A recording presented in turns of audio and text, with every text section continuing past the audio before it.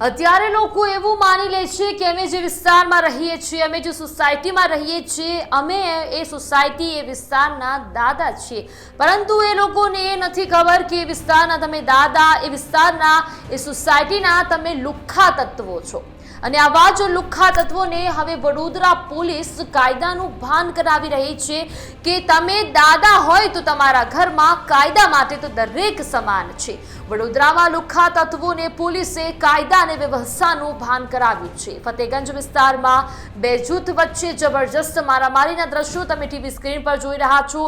જાહેરમાં આતંક મચાવનારા પાસે માફી મંગાવી, જે હાથથી મારામારી કરી છે એ જ હાથ જોડીને માફી મંગાવી છે અને રિકન્સ્ટ્રક્શન એટલે કે સરઘસ કાઢી કાન પકડી પોલીસે ઉઠક બેઠક પણ કરાવી દીધી। અંગત અદાવતમાં મારામારી થયાનો ખુલાસો સામે આવ્યો છે। આવા તત્વો લોકોમાં પોતાનો ખોફ ફેલાવવા માંગે છે, પરંતુ લુખ્ખા તત્વોને પોલીસે કરાવ્યું કાયદાનું જબરજસ્ત ભાન અને એવું કહ્યું કે જો તમે પોતાની જાતને દાદા સમજતા હોય તો એ પોતાના ઘર સુધી સીમિત રાખજો, કારણ કે કાયદો બધાના માટે સમાન અને સરખો હોય છે। જે હાથથી આતંક મચાવ્યો એ જ હાથ જોડીને માફી પણ મંગાવી છે।